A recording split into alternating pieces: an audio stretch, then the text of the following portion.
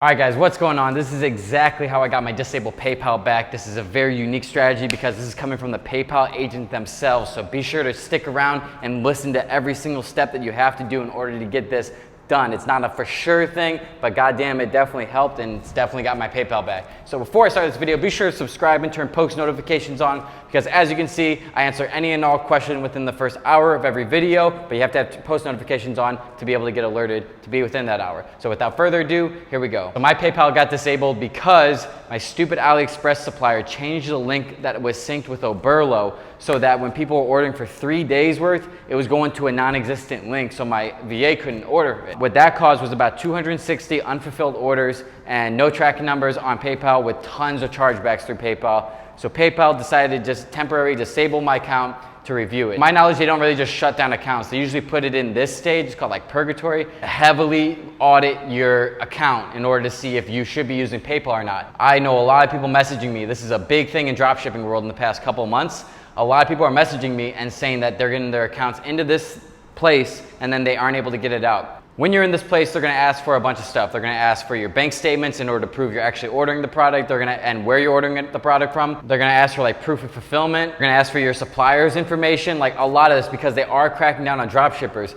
And my agent, I'll get into this in a second, my agent, she made a great point. She said it's not necessarily that they're against dropshipping, they're against the shipping time. That's what I'm saying, like the future is obviously the sourcing, like it's so obvious. I went through a long process and it went on for about 2 months with this because my supplier kept telling me, like giving me excuses because I kept selling them out. So they could never fulfill these 3 days of orders. They just dicked me around for a month and then finally I said, fuck it, because they just stopped replying to my messages altogether. I said, fuck it. I went with my new beta sourcer and boom, they got all the product in 5 days. So when that happened, I had to change the supplier information and everything and prove that I have this shipping time, you know? I actually have this shipping time ready and available and you can see it with these orders. So I did all that, took a long time. It literally took, this happened June 5th and this took all the way until August 8th.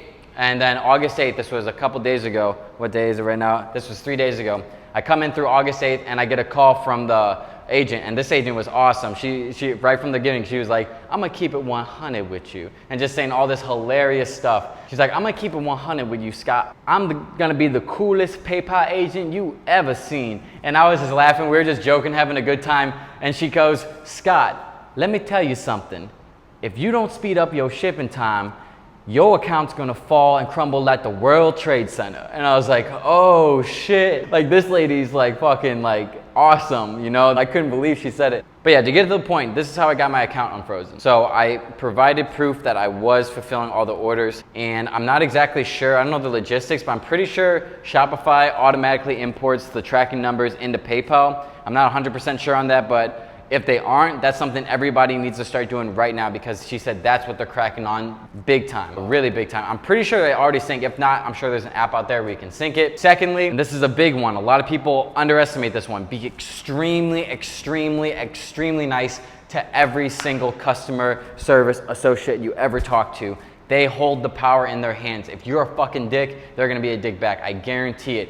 I've had a few issues with PayPal. Every time I acted super, super nice. We got along great. We made a few jokes. And at the end of the day, I got my way.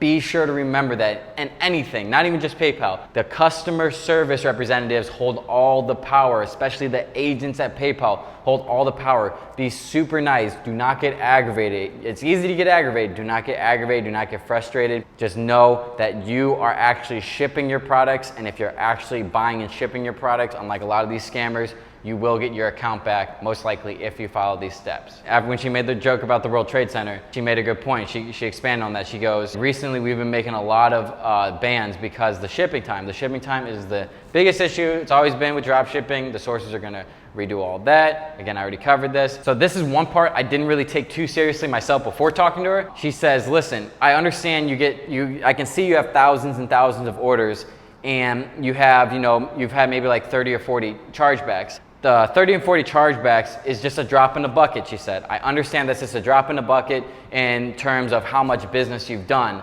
However, to us, you have to be responding to those in a timely manner.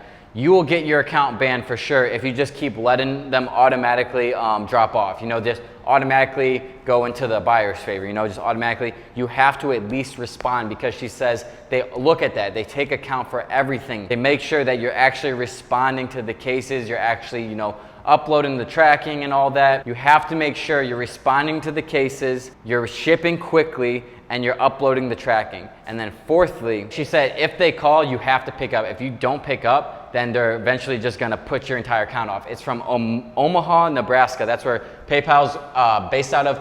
If you're getting a call from Omaha, Nebraska, you better pick that up. I understand in the world, we live with a lot of scammers, a lot of telemarketers, and a lot of random ass numbers calling your phone, especially mine, since I've accidentally leaked my phone number on a lot of my packages I've sent out. And people are paying for it too, which is a fucking bullshit thing to do. They're gonna call you when your account gets disabled. I probably got 4 or 5 calls and I picked up 2 or 3. Just because I'm not a call person, like I never pick up phone calls. But once I realized there's PayPal, I called them back and everything. But just to not pick up that first one is an issue, she said. You have to be extremely responsive to their emails. You have to be extremely responsive to the cases that are against you, the chargebacks, and you have to be extremely nice, kind, and courteous to these agents, or you're not gonna get your account back. I promise you, you're not gonna get your account back. If you're a dick, they're gonna be a dick back. They have every right to execute on the fullest extent of the rules, and it's just a matter of how far of an extent they take that based on the way that you treat them as well as treat your customers, because they're looking at the customers mostly. But if you're treating them bad too, and they see you're treating the customers bad, they're gonna treat you bad, and they're gonna be like, this person doesn't deserve a PayPal account. So I'm pretty sure that's all the tips I can give. Like, she just unlocked mine and I had all my funds, tens of thousands of dollars I had locked up in there. I got all my funds back very quickly. It was a very easy process, and now I can actually start getting back into scaling stores again with PayPal, because that was a big issue and that's what I held off on for a bit. Now that I have the PayPal back, I really see no limit. And